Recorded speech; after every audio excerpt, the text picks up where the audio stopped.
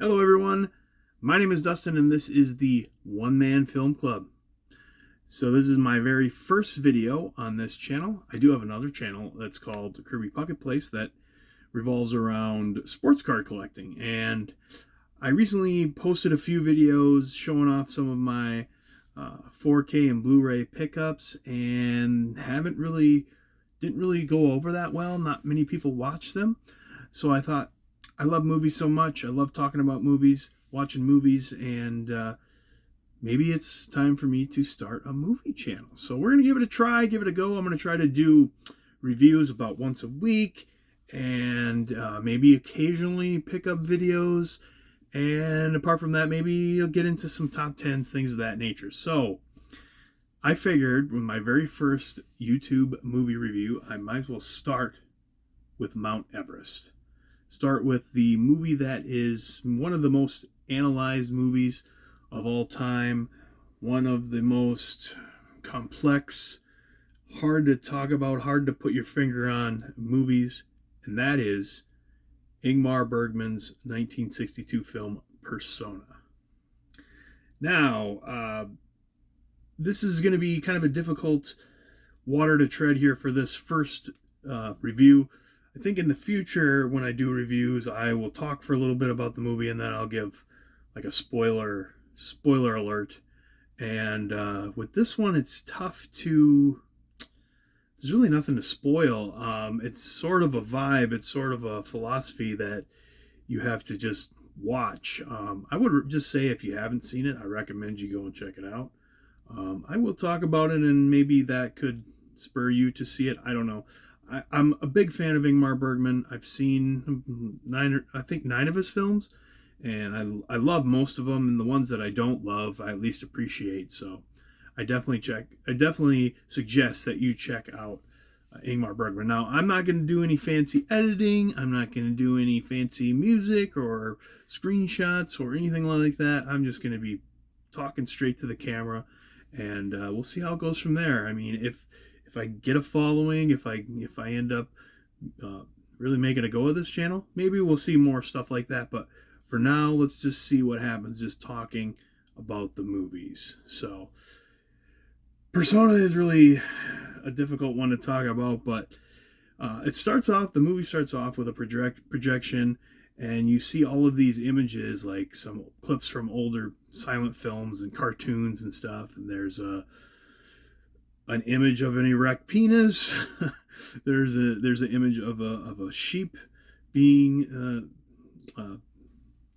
throat slit, and just kind of a bunch of random things almost. And then we have this little boy, and he's laying in a bed. He's trying to read.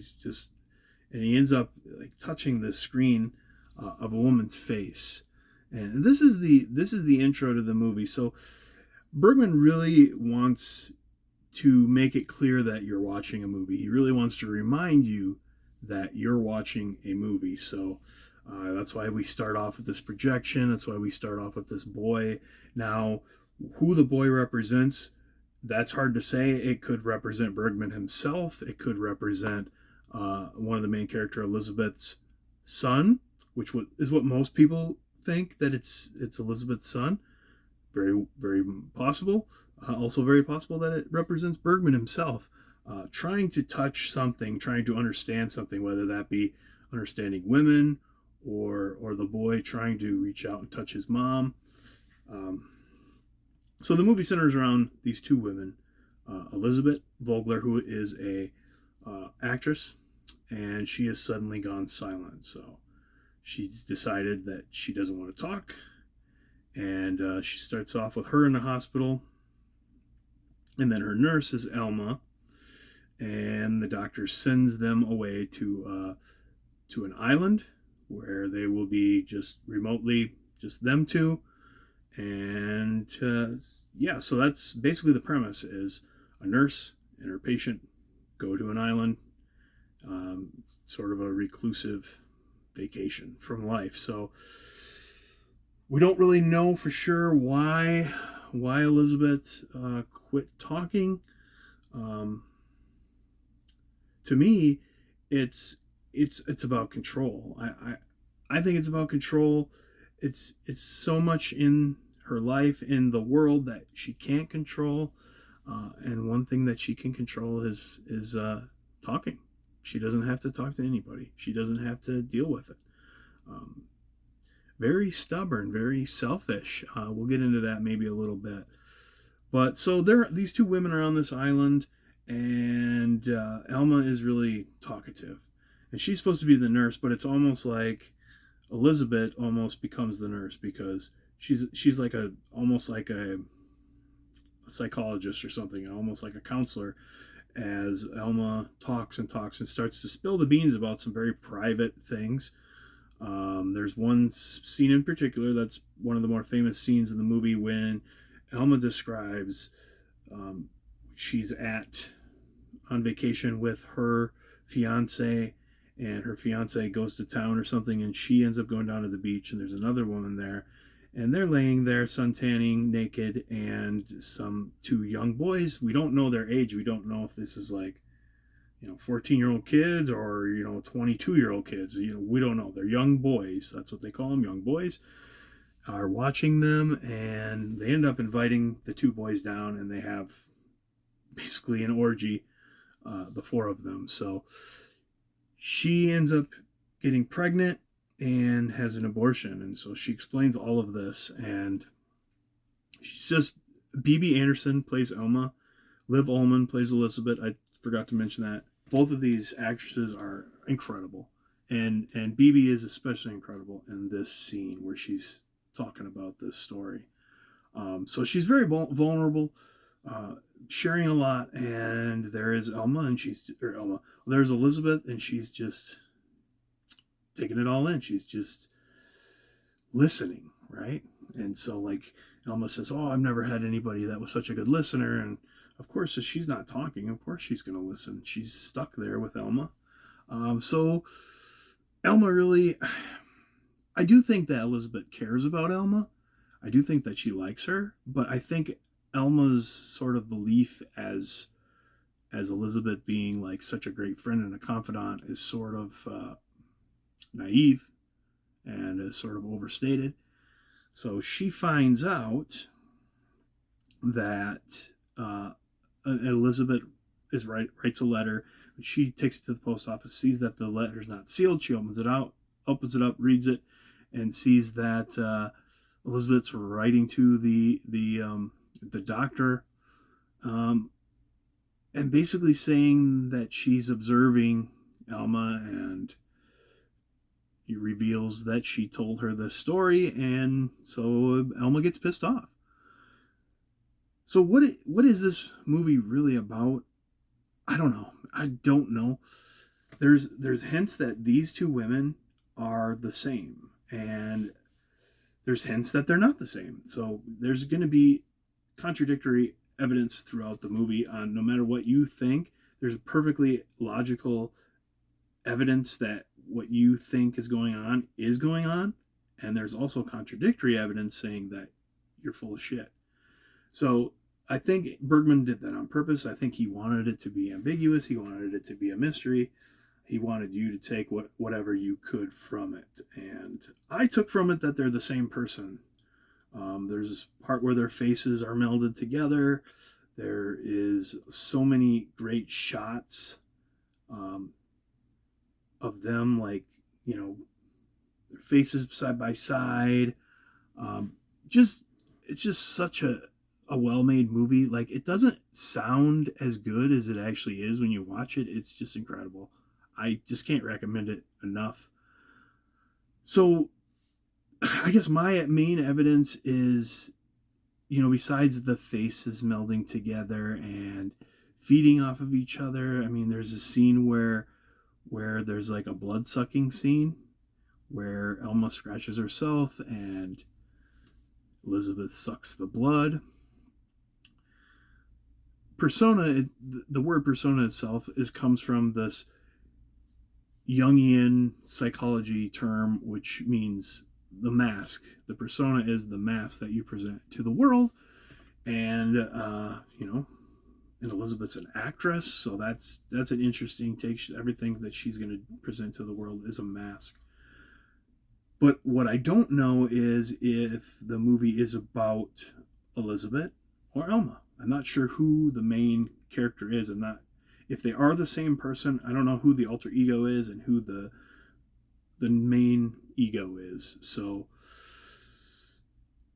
the evidence besides what I already said is another time Elizabeth's husband comes and makes love to Elma. Elma's speaking to him, and it's like, okay, he's blind, but he should still know his own wife's voice. It just doesn't make sense that he wouldn't recognize her voice. There's no way that Elma and Elizabeth would have the exact same voice. So that was to me evidence. The bad thing is like if you say that they're the same person, you're also like taking away a lot of these other themes, like how two individuals can get along with each other, how these two women, there's a homoerotic undertones here. Like, did they have sex? If they're two different women, did they have sex? There's a scene where they sort of embrace each other and then it goes dark. Did they make love that night? Maybe, but if they're the same person, clearly they didn't. So, and I've heard some other analysis where people say like, okay, at the end, Elma gives this big speech about Elizabeth's relationship with her son, about getting pregnant and trying to have an abortion and it not working, and she hates her son and this and that. And so you're saying, okay, they're taking it to be true. They're taking it as she really does hate her son. All this stuff that Elma's saying is really what happened, but they're two different people. Well, if they're two different people, then how would Elma know all this stuff? And how would it be true if they're two different people? When we already have seen that Elma has misread Elizabeth in previous. So that's one thing to think about. Another thing that I've never seen anybody mention. Okay, so there's other things we talk about, or they show the outside world. Like Elma's in the hospital, she's watching TV. This is going on during the Vietnam War, and there's that famous photo of the footage of the monk setting himself on fire. So Elma's watching this monk burning on TV, and she's just, hand to mouth and just aghast. And there's also part where she's looking at this photo of this little boy during the Holocaust. So, like I said earlier, it comes back to control, and it's like you can't control stuff like that. You can't control all the horrible things that are going on in the world, but you can control whether you talk or not. So what does that Holocaust photo mean? I don't know. They kind of focus on this little boy, and maybe that has to do with Elizabeth's relationship with her son. But I also looked at this is Elizabeth's last name is Vogler. By the way, if you didn't know this, Ingmar Bergman is Swedish. This is a Swedish movie. Vogler is not a Swedish name. It's actually more of a German name, and could be a Jewish name, not necessarily, but could be. So, I think it's very well possible. You think it's the 60s and World War II would have been, started in 30 years prior, 20 some years prior. Elizabeth would have been a young girl during the Holocaust. So I think it's very possible that her family fled. Now, Vogler would be her husband's name, so maybe maybe Herr Vogler also came from Germany, or they fled together, or who knows. That's just, there's no evidence for that at all. But I was just thinking about her age as opposed to the Holocaust and that timeline, and she would have been a young woman, and it's very possible that she escaped the Holocaust, and why the picture struck her so much and was sort of focused on in the movie. Anyways, all of this is all sort of nonsense. You can take whatever you want to take from this movie. It's just a wild ride. The relationship between either these alter egos or these two different women, however you interpret it, is very interesting.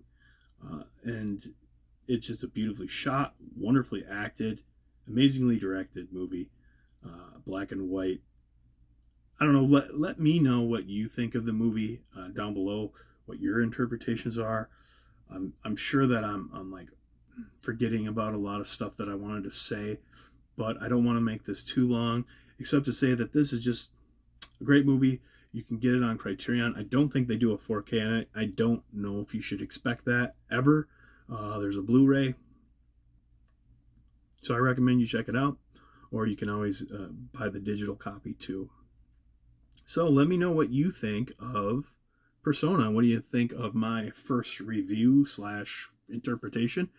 And I'll try to do a video review about once a week for a while, and we'll see how it goes, and maybe put some other stuff in there. Here and there, like I said, there's not going to be anything flashy. Just one man in his one-man film club, and that's all there is to it. So we'll see you next time, and thank you for watching.